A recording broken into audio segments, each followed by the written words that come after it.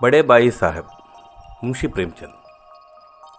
मेरा बाई साहब मुझसे 5 साल बड़े, लेकिन केवल 3 दर्जे आगे।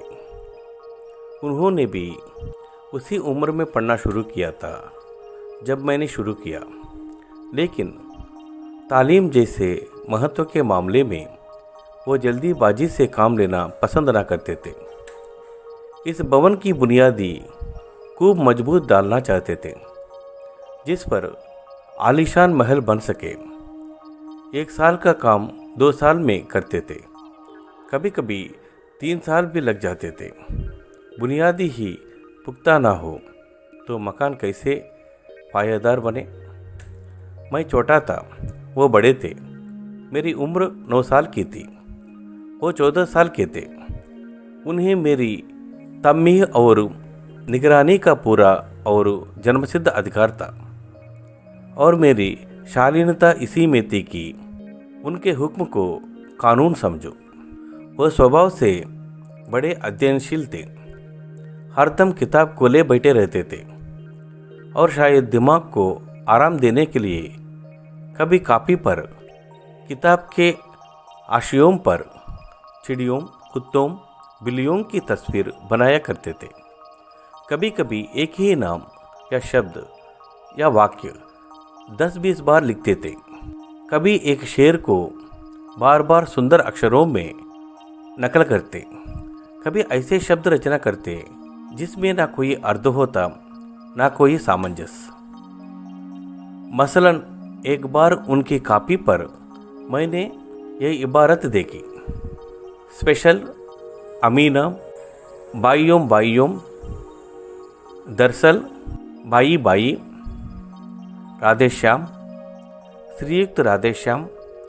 1 घंटे तक इसके बाद एक आदमी का चेहरा बना हुआ था। मैंने बहुत चेष्टा की कि इस पहेली का कोई अर्थ निकालो, लेकिन असफल रहा और उनसे पूछने का साहस ना हुआ। वह 9वीं जमात में थे, मैं 5वीं में। उनकी रचनाओं को समझना मेरे लिए छोटा मुँह बड़ी बात थी। मेरा जी पढ़ने में बिल्कुल ना लगता था। 1 घंटा भी किताब लेकर बैठना पहाड़ था। मौका पाते ही हॉस्टल से निकलकर मैदान में आ जाता और कभी कंकरियाँ उछालता, कभी कागज़ की तितलियाँ उड़ाता, और कहीं कोई साथी मिल गया तो पूछता ही क्या।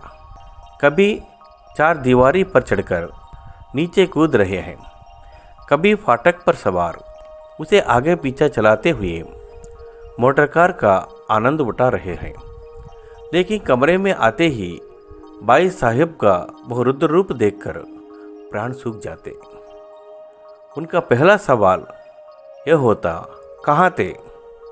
हमेशा यही सवाल इसी ध्वनि में हमेशा पूछा जाता था, और इसका जवाब मेरे पास केवल मौन था।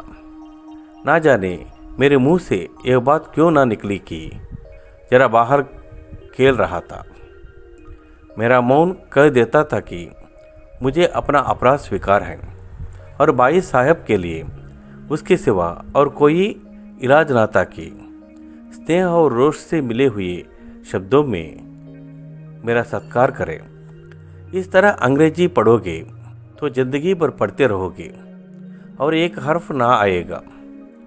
अंग्रेजी पढ़ना कोई हंसी खेल नहीं है कि जो चाहे पढ़ ले। नहीं ऐरा गैरा नातून खैरा, सभी अंग्रेजी के विद्वान हो जाते थे। जहाँ रात दिन आंखें फोड़नी पड़ती हैं और खून जलाना पड़ता है, तब कहीं यह विद्या आती है। और आती है क्या? हाँ, कहने को आ जाती है। बड़े बड़े विद्वान भी शुद्ध अंग्रेजी नहीं लिख सकते, बोलना तो दूर रहा। और मैं कहता हूँ, तुम कितने गोंगा हो कि मुझे देखकर भी सबक नहीं लेते। मैं कितनी मेहनत करता हूँ, यह तुम अपनी आंखों से देखते हो। अगर नहीं देखते तो ये तुम्हारे आंखों का कसूर है, तुम्हारी बुद्धि का कसूर है।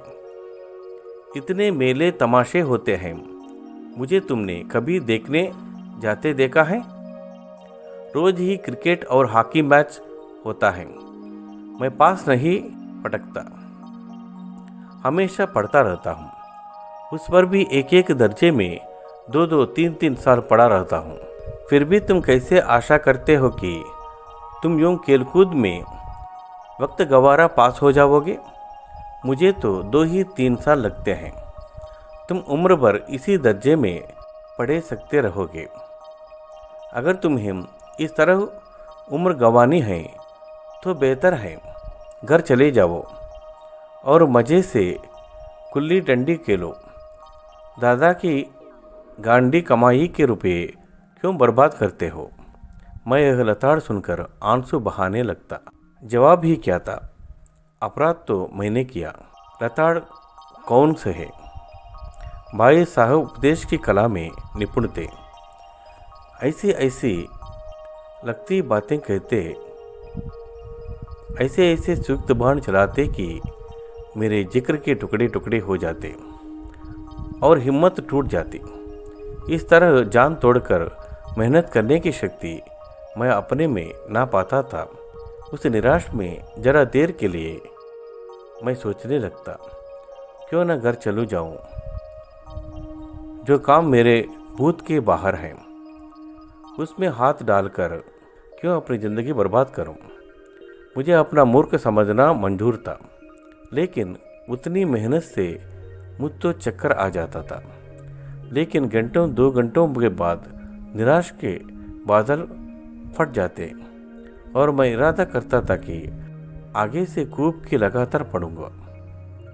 चटपट एक टाइम टेबल बना डालता, बिना पहले से नक्शा बनाए कोई स्कीम तैयार किए काम कैसे शुरू करूं। टाइम टेबल में खेलकूद की मद बिल्कुल उड़ जाती। प्रातःकाल 6 बजे उठना, मुंह हाथ धो, नाश्ता कर पढ़ने बैठ जाना। 6 से 8 तक अंग्रेजी, 8 से 9 तक हिसाब, 9 से 9:30 तक इतिहास, फिर भोजन और स्कूल। 3:30 बजे स्कूल से वापस होकर आधा घंटा आराम।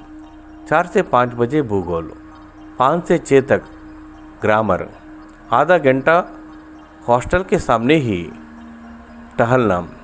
6:30 से 7 तक अंग्रेजी कंपोजिशन, फिर भोजन करके 8 से 9 तक अनुवाद, 9 से 10 तक हिंदी, 10 से 11 तक विविध विषय, फिर विश्राम।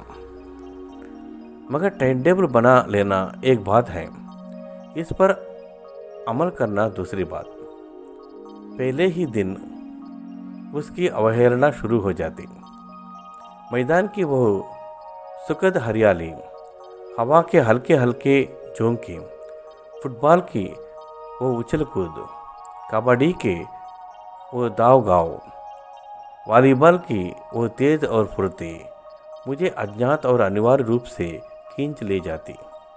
और वहाँ जाते ही मैं सब कुछ भूल जाता। वो जानलेवा टाइम टेबल, वो आंख फोड़ पुस्तकें किसी की याद नहीं रहती। और भाई साहब को नमीहत और फजीहत का अवसर मिल जाता। मैं उनके साये से भागता, उनकी आंखों से दूर रहने की चेष्टा करता। कमरे में इस तरह दबे पाँव आता कि उन्हें खबर ना हो। उनकी नज़र मेरी ओर उठी और मेरे प्राण निकले। हमेशा सिर पर एक नंगी तलवार सी लटकती मालूम होती। फिर भी जैसे मौत और विपत्ति के बीच भी आदमी मोह और माया के बंधन में जकड़ा रहता है। मैं फटकार और गुड़कियाँ खाकर भी खेलकूद का तिरस्कार ना कर सकता था। सालाना इम्तिहान हुआ, भाई साहब फेल हो गया, मैं पास हो गया और दर्जे में प्रथम आया। मेरे और उनके बीच में केवल अंतर रह गया। जी में आया, भाई साहब को आड़े हाथों लूँ, आपकी वो घोर तपस्या कहाँ गई? मुझे देखिए, मज़े से खेलता भी रहा और दर्जे में अव्वल भी हूँ। लेकिन वो इतनी दुखी और उदास थे कि मुझे उनसे दिल हमदर्दी हुई और उनके गाँव पर नमक छिड़कने का विचार भी लज्जास्पद जान पड़ा। हाँ, अब मैं मुझे अपने ऊपर कुछ अभिमान हुआ और आत्मसम्मान भी बढ़ा। भाई साहब का वो रौब मुझ पर ना रहा। आज़ादी से खेलकूद में शरीक होने लगा। दिल मजबूत था, मगर उन्होंने फिर मेरी फजीहत की तो साफ कह दूंगा, आपने अपना खून जलाकर कौन सा तीर मार लिया। मैं तो खेलते कूदते दर्जे में अव्वल आ गया। जबान से ये हैकड़ जताने का साहस न होने पर भी मेरे रंग ढंग से साफ ज़ाहिर होता था कि भाई साहब का वह आतंक मुझ पर नहीं था। भाई साहब ने इसे भांप लिया। उनकी सहज बुद्धि बड़ी तीव्र थी और एक दिन जब मैं भोर का सारा समय गुल्ली डंडे की भेंट करके ठीक भोजन के समय लौटा तो भाई साहब ने मानो तलवार खींच ली और मुझ पर टूट पड़े। देखता हूँ इस साल पास हो गए और दर्जे में अव्वल आ गए तो तुम्हें दिमाग हो गया है। मगर भाईजान, घमंड तो बड़े बड़े का नहीं रहा। तुम्हारी क्या हस्ती है। इतिहास में रावण का हाल तो पड़ा ही होगा। उनके चरित्र से तुमको कौन सा उपदेश लिया? क्या यूं ही पड़ गए? महज इम्तिहान पास कर लेना कोई चीज़ नहीं। असल चीज़ है बुद्धि का विकास। जो कुछ पढ़ो उसका अभिप्राय समझो। रावण भूमंडल का स्वामी था। ऐसे राजाओं को चक्रवर्ती कहते हैं। आजकल अंग्रेजी के राज का विस्तार बहुत बड़ा हुआ है, पर इन्हें हम चक्रवर्ती नहीं कह सकते। संसार में अनेक राष्ट्र अंग्रेजों का आधिपत्य स्वीकार नहीं करते, बिल्कुल स्वाधीन है। रावण चक्रवर्ती राजा था। संसार के सभी महीप उसे कर देते थे। बड़े बड़े देवता उसकी गुलामी करते थे। आग और पानी के देवता भी उसके दास थे। मगर उनका अंत क्या हुआ? घमंड ने उसका नाम निशान तक मिटा दिया। कोई उसे एक चुल्लू पानी देने वाला भी ना बचा। आदमी और जो कुकर्म चाहे करे वह अभिमान ना करे। इतना ये नहीं, अभिमान किया और दीन दुनिया दोनों से गया। शैतान के हाल भी पड़ा होगा। उसे यह अभिमान हुआ था कि ईश्वर का उससे बढ़कर सच्चा भक्त कोई है ही नहीं। अंत में यह हुआ कि स्वर्ग से नरक में ढकेल दिया गया। शाह रूम ने भी एक बार अहंकार किया था, भीख मांग मांग कर मर गया। तुमने तो अभी केवल एक दर्जा पास किए हैं और अभी से तुम्हारा सिर फिर गया। तब तो तुम आगे बढ़ चुके। यह समझ लो कि तुम अपनी मेहनत से नहीं पास हुए। अंधे के हाथ बटेर लग गई, मगर बटेर केवल एक बार हाथ लग सकती है, बार बार नहीं लग सकती। कभी कभी गुल्ली डंडे में भी अंधे चोट निशान पड़ जाता है। इससे कोई सफल खिलाड़ी नहीं हो जाता। सफल खिलाड़ी वो है जिसका कोई निशानी खाली ना जाए। मेरे फेल होने पर मत जाओ। मेरे दर्जे में आओगे तो दांत पसीना आ जाएगा। जब अलजेब्रा और ज्योमेट्री के लोहे के चने चबाने पड़ेगा और इंग्लिस्तान का इतिहास पढ़ना पड़ेगा। बादशाहों के नाम याद रखना आसान नहीं है। हाट हाट हेनरी हो गुजरे हैं। कौन सा कांड किस हेनरी के समय में हुआ, क्या याद कर लेना आसान समझते हो? हेनरी 7वें की जगह हेनरी 8वां लिखा है और सब नंबर गायब। सफ़ा चट। सिफर भी ना मिलेगा, सिफर भी हो किस ख्याल में। दर्जनों तो जेम्स हुए हैं, दर्जनों विलियम, कोडियम चार्ल्स। दिमाग चक्कर खाने लगता है, अंधी रोग हो जाते हैं। इस अभागों को नाम भी ना जुड़ते थे। एक ही नाम के पीछे डोयम, सोयम, चारुम, पंचुम लगाते चले गए। मुझसे पूछ लेते तो 10 नाम बता देता और ज्योमेट्री तो बस खुद ही पनाह। आ बा जा की जगह पर आ जा बा लिख दिया और सारे नंबर कट गए। कोई इन निर्दयी मुमतहिनों से नहीं पूछता कि आखिर आबाजा और आजाबा में क्या फ़र्क है, और व्यर्थ की बात के लिए क्यों छात्रों का खून करते हो। दाल भात रोटी खाई या बात दाल रोटी खाई, इसमें क्या रखा है। मगर इन परीक्षकों को क्या परवाह, वो तो वही देखते हैं जो पुस्तक में लिखते हैं। चाहते हैं कि लड़के अक्षर अक्षर रट डालें। इसी रटंत का नाम शिक्षा रख छोड़ा है। और आखिर इन बेसिर पैर की बातों के पढ़ने से क्या फ़ायदा। इस रेखा पर वह लंबी गिरा दो तो आधार लंबी से दुगना होगा। पूछिए इससे प्रयोजन दुगना नहीं चौगुना हो जाए या आधा ही रहे मेरी बला से। लेकिन परीक्षा में पास होना है तो ये सब खुराफात याद करनी पड़ेगी। कह दिया समय की पाबंदी पर एक निबंध लिखो जो 4 पन्नों से कम ना हो। अब आप कापी सामने खोले, कलम हाथ में लिए उसके नाम को रोइए। कौन नहीं जानता कि समय की पाबंदी बहुत अच्छी बात है। इससे आदमी के जीवन में संयम आ जाता है, दूसरों का उस पर स्नेह होने लगता है और उसके कारोबार में उन्नति होती है। लेकिन इस जरा सी बात पर 4 पन्ने कैसे लिखें। जो बात एक वाक्य में कही जा सके उसे 4 पन्नों में लिखने की ज़रूरत। मैं तो इसे हिमाकत कहता हूँ।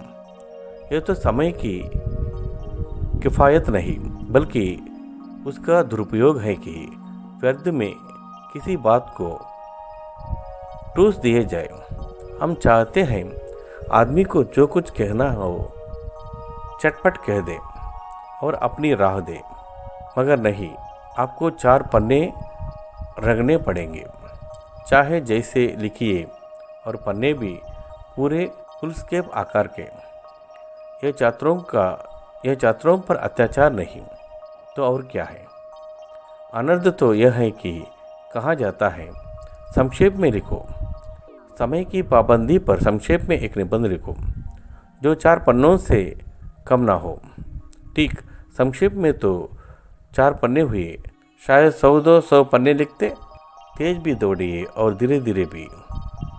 है उल्टी बात, है या नहीं। बालक भी इतनी सी बात समझ सकता है, लेकिन इन अध्यापकों को इतनी तमीज़ भी नहीं। उस पर दावा है कि हम अध्यापक हैं। मेरे दर्जे में आओगे लाला तो ये सारे पापड़ बेलने पड़ेंगे और तब आटे दाल का भाव मालूम होगा। इस दर्जे पर अव्वल आ गए हो तो ज़मीन पर पाँव नहीं रखते। इसलिए मेरा कहना मानिए, लाख फेल हो गया हूँ लेकिन तुमसे बड़ा हूँ। संसार का मुझे तुमसे कहीं ज़्यादा अनुभव है। जो कुछ कहता हूँ उसे ग्रह बांधिए, नहीं पछताइएगा। स्कूल का समय निकटता नहीं, ईश्वर जाने यह उपदेश माला कब समाप्त होती। भोजन आज मुझे निस्वास सा लग रहा था। जब पास होने पर यह तिरस्कार हो रहा है तो फेल हो जाने पर शायद प्राण ही ले लिया जाए। भाई साहब ने अपने दर्जे की पढ़ाई का जो भयंकर चित्र खींचा था उसने मुझे भयभीत कर दिया। स्कूल छोड़कर गल नहीं भागा, यही ताजुब है। लेकिन इतने तिरस्कार पर भी पुस्तकों में मेरी अरुचि जोम ही जोम बनी रही। खेल कूद का कोई अवसर हाथ से ना जाने देता। पढ़ता भी मगर बहुत कम, बस इतना कि रोज़ टास्क पूरा हो जाए और दर्जे में जलील ना होने पड़े।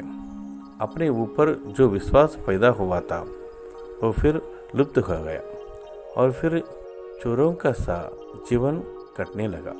फिर सालाना इम्तिहान हुआ और कुछ ऐसे संयोग हुआ कि मैं फिर पास हुआ और भाई साहब फिर फेल हो गए। मैंने बहुत मेहनत नहीं की पर ना जाने कैसे दर्जे में अव्वल आ गए। मुझे खुद अचरज हुआ। भाई साहब ने प्राणांतक परिश्रम किया। कोर्स का एक एक शब्द चाट गए थे। 10 बजे रात तक इधर, 4 बजे भोर तक उधर, 6 से 9:30 तक स्कूल जाने के पहले मुद्रा क्रांतिकारी हो गई थी, मगर बेचारे फेल हो गए। मुझे उन पर दया आती थी। नतीजा सुनाया गया तो वह रो पड़े और मैं भी रोने लगा। अपने पास होने की खुशी आधी हो गई। मैं भी फेल गया होता तो भाई साहब को इतना दुख ना होता, लेकिन विधि की बात कौन टाले। मेरे और भाई साहब के बीच में जब केवल एक दर्जे का अंतर और रह गया, मेरे मन में एक कुटिल भावना उदय हुई कि कहीं भाई साहब 1 साल और फेल हो जाए तो मैं उसके बराबर हो जाऊं। फिर वह किस आधार पर मेरी फजीहत कर सकेंगे। लेकिन मैंने इस विचार को दिल से बलपूर्वक निकाला डाला। आखिर वह मुझे मेरे हित के लिए विचार से ही तो डांटते हैं। मुझे इस वक्त अप्रिय लगता है अवश्य, मगर यह शायद उनके उपदेशों का ही असर है कि मैं धनाधन पास हो जाता हूँ इतने अच्छे नंबर से। अब भाई साहब बहुत कुछ नरम पड़ गए थे। कई बार मुझे डांटने का अवसर पाकर भी उन्होंने धीरज से काम लिया। शायद अब वह खुद समझने लगे थे कि मुझे डांटने का अधिकार उन्हें नहीं रहा, या रहा भी तो बहुत कम। मेरी स्वच्छंदता भी बढ़ी। मैं उनकी सहिष्णुता का अनुचित लाभ उठाने लगा। मुझे कुछ ऐसी धारणा हुई कि मैं पास ही हो जाऊंगा, पढ़ूं या ना पढ़ूं। मेरी तकदीर बलवान है।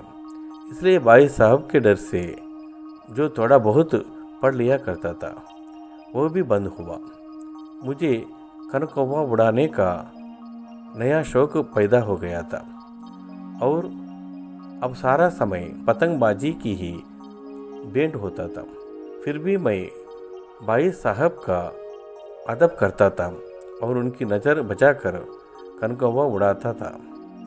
मांझा देना, कन्नों बांधना, पतंग टूर्नामेंट की तैयारी आदि समस्याएं जब गुप्त रूप से हल की जाती थी, मैं भाई साहब को यह संदेश ना करने देना चाहता था कि उनका सम्मान और इतिहास मेरी नज़रों में कम हो गया है। एक दिन संध्या समय हॉस्टल से दूर मैं एक कनकौवा लूटने बेहताश दौड़ रहा था। आंखें आसमान की ओर थी और मन उस आकाश गमी पथिक की ओर जो मंद गति से झूमता पवन की ओर चल रहा था। मानो कोई आत्मा स्वर्ग से निकलकर विरक्त मन से नए संस्कार ग्रहण करने जा रही हो। बालकों की पूरी सेना लगे और झाड़दार बांस लिए उनका स्वागत करने को दौड़ी आ रही थी। किसी को अपने आगे पीछे की खबर न थी। सभी मानो उस पतंग के साथ ही आकाश में उड़ रहे थे जहाँ सब कुछ समतल है, न मोटर कारें हैं, न ट्राम, न गड़िया। सहसा भाई साहब से मेरी मुठभेड़ी हो गई, जो शायद बाजार से लौट रहे थे। उन्होंने वही हाथ पकड़ लिया और उग्र भाव से बोले, इन बाजारी लौंडों के साथ देले के कनकौवे के लिए दौड़ते हुए शर्म नहीं आती? तुम्हें इसका भी कुछ लिहाज नहीं कि अब नीची जमानत में नहीं हो?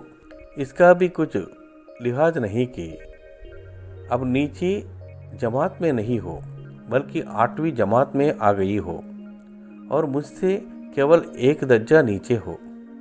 आखिर आदमी को कुछ तो अपनी पोजीशन का ख्याल रखना चाहिए। एक जमाना था कि लोग 8वां दर्जा पास करके नायब तहसीलदार हो जाते थे। मैं कितने ही मिडलचर को जानता हूँ जो आज अव्वल दर्जे के डिप्टी मजिस्ट्रेट या सुपरडेंट हैं। कितने ही 8वां जमाता वाले हमारे लीडर और समाचार पत्रों के संपादक हैं। बड़े बड़े विद्वान उनकी मातहती में काम करते हैं और तुम उसी 8वें दर्जे में आकर बाजारी लोगों के साथ अनकव्वे के लिए दौड़ रहे हो। मुझे तुम्हारी इस कम अक्ली पर दुख होता है। तुम जहीन हो, इसमें शक नहीं, लेकिन वह जहन किस काम का जो हमारे आत्मगौरव की हत्या कर डाले। तुम अपने दिल में समझते होंगे मैं भाई साहब से महजा एक दर्जा नीचे हूँ और अब उन्हें मुझको कुछ कहने का हक नहीं है, लेकिन यह तुम्हारी गलती है। मैं तुम्हें 5 साल बड़ा हूँ और चाहे आज तुम मेरी ही जमात में आ जाओ और परीक्षाओं का यही हाल है, तो निस्संदेह अगले साल तुम मेरे समकक्ष हो जाओगे और शायद 1 साल बाद मुझसे आगे भी निकल जाओ। लेकिन मुझ में और तुम में जो 5 साल का अंतर है उसे तुम क्या खुदा भी नहीं मिटा सकता। मैं तुमसे 5 साल बड़ा हूँ और हमेशा रहूँगा। मुझे दुनिया का और ज़िंदगी का जो तर्जुबा है तुम उसकी बराबरी नहीं कर सकते, चाहे तुम MA और D.Litt ही क्यों ना हो जाओ। समझ किताबें पढ़ने से नहीं आती, दुनिया देखने से आती है।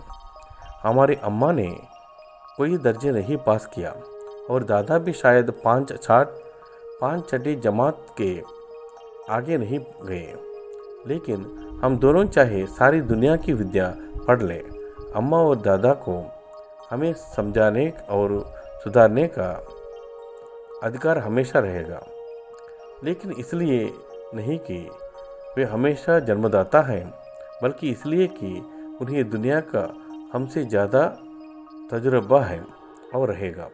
अमेरिका में किस तरह की राज व्यवस्था है और 8वें हेनर ने कितने ब्याह किए और आकाश में कितने नक्षत्र हैं, ये बातें चाहे उन्हें ना मालूम हो, लेकिन हजारों ऐसी बातें हैं जिनका ज्ञान उन्हें हमसे और तुमसे ज़्यादा है। देव ना करे आज मैं बीमार हो जाऊं तो तुम्हारे हाथ पांव फूट जाएंगे।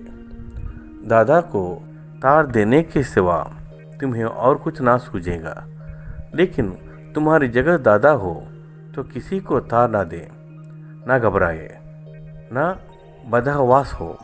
पहले खुद मर्ज पहचान कर इलाज करेंगे, उसमें सफल ना हुए तो किसी डॉक्टर को बुलाएंगे।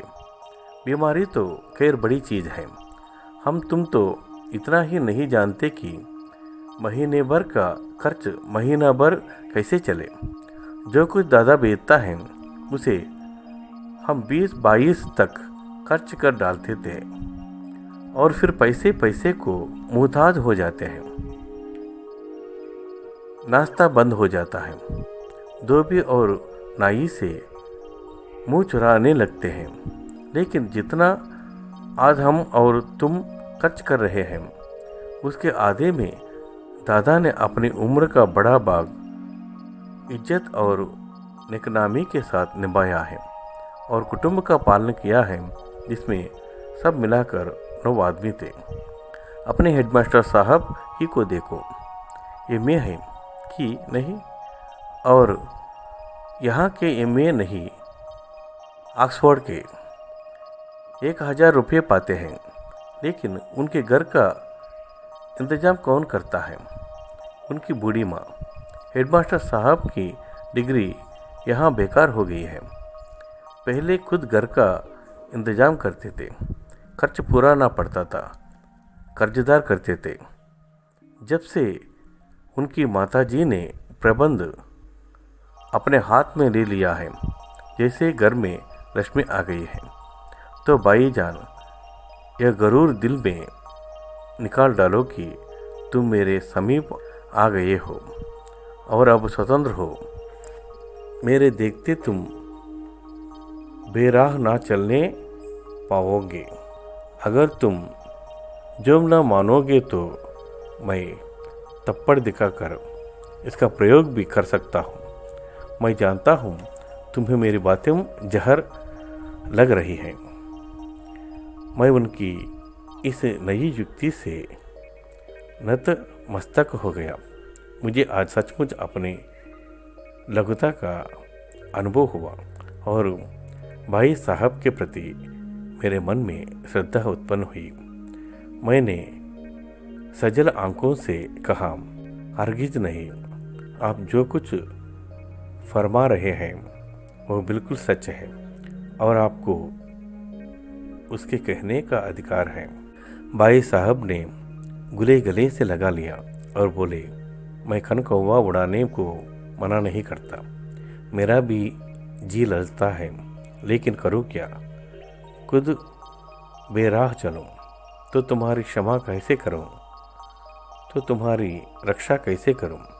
ये कर्तव्य भी तो मेरे सिर पर है। संयोग से उसी वक्त एक कटा हुआ कनकौवा हमारे ऊपर से गुजरा। उसकी डोर लटक रही थी। लड़कों का एक गोर पीछे पीछे दौड़ चला आता था। भाई साहब लंबे हैं ही, उछलकर उसकी डोर पकड़ ली और बेतहाश हॉस्टल की तरफ दौड़े। मैं पीछे पीछे दौड़ रहा था। धन्यवाद।